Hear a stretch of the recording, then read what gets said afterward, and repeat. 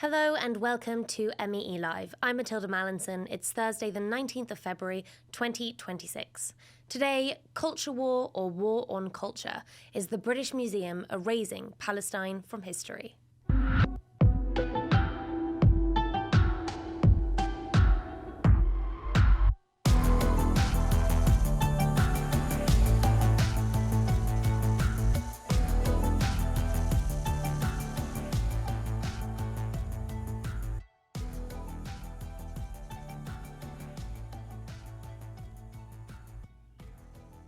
A row has broken out over the British Museum's removal of the term Palestine from displays in its Ancient Middle East exhibition. A petition signed by over 18,000 people accuses the institution of erasing Palestinian presence from public memory and says the change raises concerns about political pressure influencing historical presentation. This is something the museum flatly denies. MEE reporter Lucy Aeneas Hansen has the story. The British Museum is no stranger to a busy bank holiday, but this week it's drawing attention for more than just its galleries. I've come to the British Museum here in London to check out the exhibition behind me after it sparked controversy after removing the word Palestine from some of its displays. The museum told us the term is no longer considered neutral and it had opted for more historically accurate language. Maps and information panels that previously referred to Palestine now use the terms Canaan and Canaanite descent. Now, Canaan was an ancient region in the Middle East that spans a larger area than historic Palestine, including today's West Bank and parts of modern-day Israel, Jordan, Lebanon, and Syria. Pro-Israeli groups say the term Palestine obscures the scriptural history of the Jewish people and implies the existence of an ancient and continuous region that they deny exists. Critics say the change is part of a systemic attack on Palestinian cultural heritage and have mounted a petition to put Palestine back on the map. That was Lucy Aeneas Hansen reporting from the British Museum in London. The museum contacted MEE to reject reports first made by the Telegraph that the word Palestine was removed following complaints by the group UK Lawyers for Israel. The museum said panels were being updated based on audience testing to determine the most meaningful historic terms. A spokesperson for the British Museum said, "For maps showing ancient cultural regions, the term Canaan is relevant, and we use the UN terminology on maps that show modern boundaries, for example, Gaza, West Bank, Israel, Jordan." The statement says the term Palestinian is used as a cultural or ethnographic identifier. The museum also expressed concerns, however, about the political neutrality of the word Palestine, which became a common geographic term for the southern Levant in the late 19th century. Used today, the museum said, it could be understood as referring to a political territory. The UK officially recognised the state of Palestine in September, joining over 80% of UN member states. So is this a question of historical accuracy or political neutrality? Is there even academic consensus about the appropriate historical terms? Joining us to help answer these questions are historian Dan Hicks, author of The British Museums, and classicist Marcella Ward. Thank you both so much for your time today and welcome to MEE Live. Now, to kick off, we might need your help understanding the key terms in this story. Bearing in mind that the British Museum exhibition on the ancient Levant stretches over several millennia BC. Dan, could you tell us about this word Canaanite? It's a bit of a strange one, isn't it, in that no one back then actually referred to themselves as Canaanites. Or am I getting that totally wrong? Absolutely. Well, I'm going to hand over to Marcella for that in a moment, but I would just underline that we don't know much about what has been changed. Certainly we know that not in the Levant galleries, but actually in the same room as the Rosetta Stone at the Egypt galleries, room 4, the word that refers to Palestine, Palestinian, has been replaced with this word Canaanite. So there are changes across the museum. We don't know exactly what they are, but it really is worrying that we haven't actually heard from the museum that this exactly what has been changed and why on a case-by-case basis. So then over to you, Marcella. Talk to us about this term Canaanite, and also could you tell us about the ancient roots of the word Palestine? Is that a term, or is that a term with roots that stretch back as far as this period? Yeah, absolutely. So I think the important thing to understand about the ancient world is that people rarely referred to themselves using a single term. In fact, what we have from the ancient world are usually what is called exonyms. That's to say, names that were used to refer to a people from outside of that people. For instance, the name ancient Greek was certainly not how those people we call ancient Greeks would ever have referred to themselves, Roman term. So we are used to, in the ancient world, there being a number of different plausible options to refer to the same group of people and the same territory. This is, after all, a time before nation states. So, the term ancient Palestine, however, is extraordinarily important for talking about this region in antiquity. It's a term with extremely old roots. We see it becomes very famous in a text by Herodotus. That's a Greek text of the 5th century BCE, but it has roots that go back much, much, much longer. So the deletion, or any deletion, of the term ancient Palestine is certainly not about historical accuracy. Ancient Palestine is simply the most accurate term to use for this region in antiquity. It's much more about trying to erase ancient Palestinian history for pro-Israel Zionist reasons. How does that term historical Palestine or ancient Palestine compared to the term Canaanite and Canaan and what Canaan refers to geographically, historically?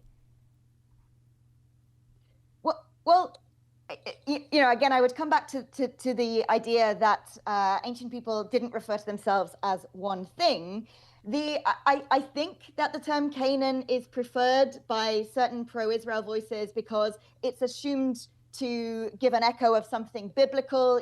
It's assumed to give an echo of this idea of Israel being an ancient concept. Israel, of course, not an ancient concept. It's a very, very modern concept. The nation state of Israel is only as old as 1948. So I think the idea, certainly for pro-Israel voices, is that this is a more pro-Israel version of history. And that's precisely why the term ancient Palestine is so important, because we should be standing against these kinds of pro-Israel rewritings of history. Mm-hmm. Thank you. Now, Dan, do you understand the museum's rationale in terms of replacing the term Palestine with Canaan as we led? I'm not sure if you heard the statements from the museum that we just read out before. Would you like me to repeat them, or do you know them, and do you think that you understand the rationale? No, I understand them, absolutely. And so this is also not only about historic language, it's about how we refer to where objects are from in terms of their location in the present. It's absolutely normal in our museums that we refer to objects from the UK as from England, Scotland, Wales, Northern Ireland, and so forth.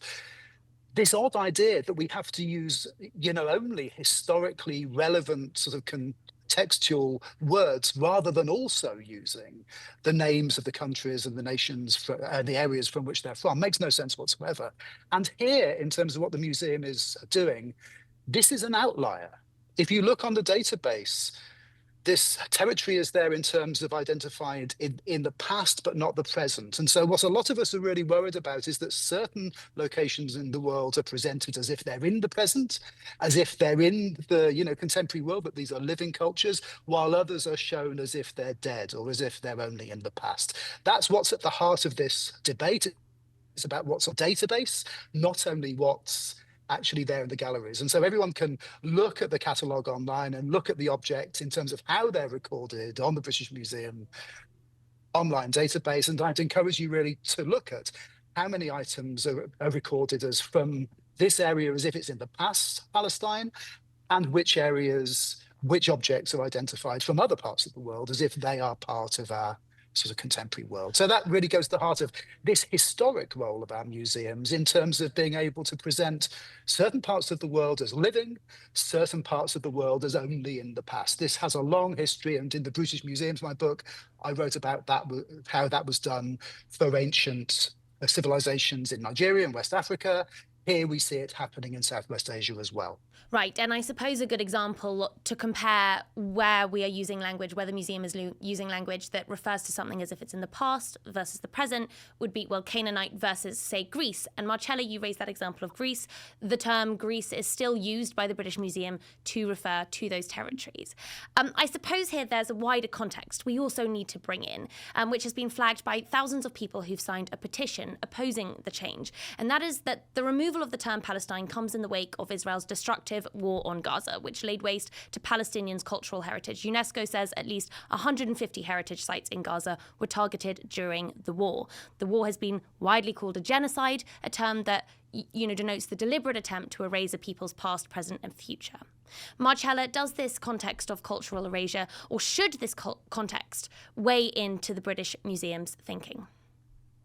It absolutely should. The British Museum have a responsibility for the public understanding of history. They should be able to understand that erasing the term ain't contributing to Israel's genocide of the Palestinians, because it is erasing, because as you said, a genocide is the erasure of a people in the present and also of their history in the past. I think it's important to point out also that this is how colonial occupiers have always rewritten history.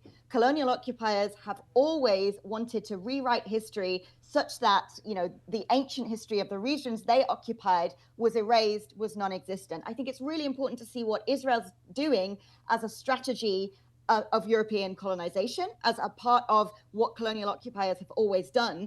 And given that the British Museum is a museum, with its roots in the British Empire, in British colonization, it's really important to see that complicity between a colonial museum and colonial occupiers and those rewritings of history is not actually all that surprising. But it's disappointing that the British Museum is not able to stand against, what is the erasure of a history that contributes to the genocide of the Palestinians. Actually, that's a very good point. Dan, I studied history, loved history, historiography. For anyone who probably, most people don't know what that term is, how does history get written? Typically, there's this problem that the victors write history. Given that the victors often get to dictate historical narratives, is that something we have to be very vigilant of happening in real time? And could this be an example of that happening in real time? Absolutely. I mean, we have to take seriously the fact that culture really matters, that museums really matter, as we've heard very eloquently a moment ago, in terms of our museums being public spaces for the public understanding of the past. There are many ways in which you can talk about these past, but they're always relevant in the present. Sometimes museums are accused of being presentist, that you're interpreting the past only according to the contemporary. But that's the reality of what a museum is. We don't think ourselves back into some imaginary moment in the past. We talk about the past in the present. Archaeology is the science of human duration, of survival, cultural survival, and the importance of art and culture in the present. So we need to remember that, and we need to build in our museums respectful communities that are able to celebrate lives and cultures in the present in the light of the past. What the British Museum has to do now is really open up about what has been changed, what will be changed, what these internal documents say about the use of the term Palestine for the present as well as the past, and how that compares with other regions of the world. We can't see Palestine being treated differently from other parts of the world by the museum. Now, final words, and this is concise in a nutshell. I'll put it to each of you. Is the British Museum erasing Palestine from history? Marcella. Yes, and it's dangerous, and they should not be doing it. They should be standing with the Palestinians in defense of their history, which is being erased as part of genocide. Dan. We need to know more about what exactly has been changed, but certainly right the way from the apparently really boring issue of what's on the database right through to what's in the displays. Right at this moment, the British Museum find themselves under serious scrutiny for these issues. And it's absolutely right that we look at those questions about what is happening. Yeah, what on earth is going on at the British Museum? And we're going to attempt to answer those questions coming up next. Dan Hicks, Marcella Ward, thank you so much both for your insights and your time. Now, conflicting reasons have been given for the controversial word change, and it remains unclear whether it was done on academic or political grounds. The British Museum has denied that external political pressure played a role and refuted reporting by the Telegraph that said the change came after a letter of complaint from UK Lawyers for Israel, or UKLFI. A letter from the group argued that the museum's original wording presented the Israelites and Jewish people as erroneously stemming from Palestine, and they rejected the existence of an ancient and continuous region called Palestine. UKFLI requested that the term Canaan, Israel and Judah be used instead, which is in line with the museum's changes.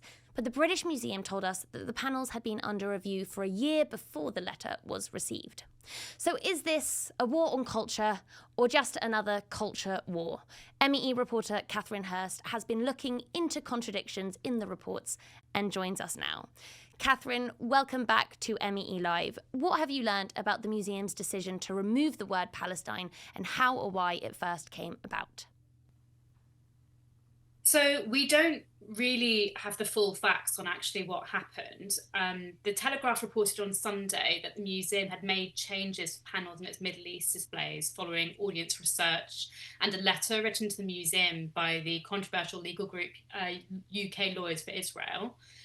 In the letter, which was published on UK LFI's website on 7th of February, the group complained that the museum's use of the term Palestine in its ancient Egypt and ancient Levant displays was historically inaccurate.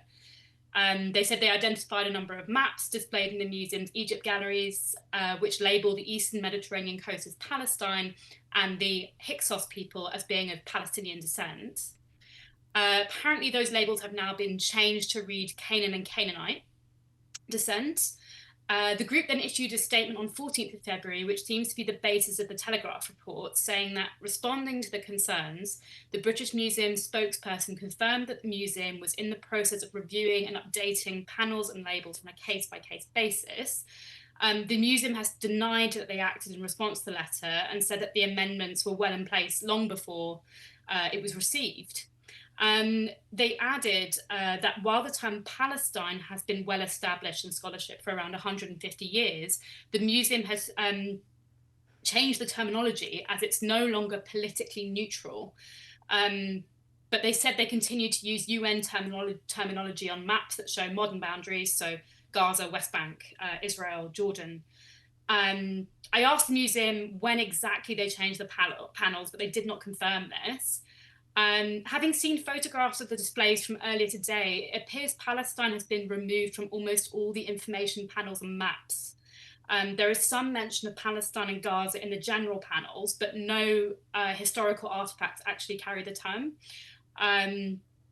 Aside from a collection of mid-20th century dolls, which is described as wearing a Palestinian traditional dress. Having said that, there are not many references to Israel, but there are some in relation to artifacts. Okay. Yeah. So I think that's interesting that they talk about the use of the UN terminology for modern maps. And one of the reasons I say that is because I was looking through your previous reporting on the British Museum, Catherine, and there's a story from last year when the British Museum hosted an event celebrating Israel's Independence Day for the Israeli embassy. Now, staff complained that they had been kept deliberately out of the loop about the event, which commemorated the events of 1948, events Palestinians call the Nakba, or catastrophe. And this was happening while the war on Gaza was ongoing. Now, at the time, you reported a letter from the museum's chairman at George Osborne to staff, telling them that it wasn't basically for the museum to draw political conclusions that differ from the government's. He said, those who work for the museum are public servants. It is for the democratically elected government of the day to determine our nation's foreign policy. And he said it wouldn't be appropriate for the museum to refuse that. Given that the UK government officially recognised the state of Palestine in September, I think that raises further questions about the museum's statement that the term Palestine lacks neutrality or that it can be seen as a political territory. Just reflecting, I suppose, on that report and that context of this event at the British Museum and previous controversy the museum has faced about their position on Israel, on Palestine, do you think that that's a relevant context that should come into the story? Absolutely. Absolutely.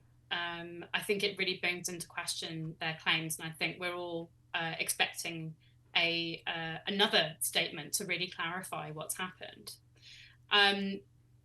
Another thing that's important to mention in this context is that we're sort of unsure of the involvement of UK LFI, really. But I think it's really important to mention that this group is controversial and has a long-established pattern of targeting cultural institutions over similar issues. So, for example, earlier this month, it was reported that Encyclopaedia Britannica had amended several entries to their kids edition relating to Palestine, including the removal of the term from maps of the region, again, following a letter from UK LFI.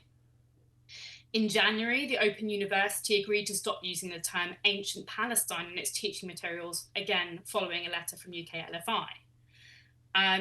Also important to note that the European Legal Support Centre has compiled a database documenting 900 instances of anti-Palestinian repression in the UK between January 2019 and August 2025.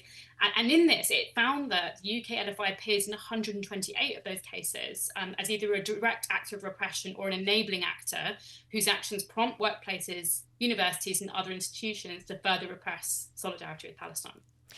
Wow. Well, this has definitely been a difficult story to pin down the details of. Catherine Hurst, thank you so much for your work doing that and for joining us here today.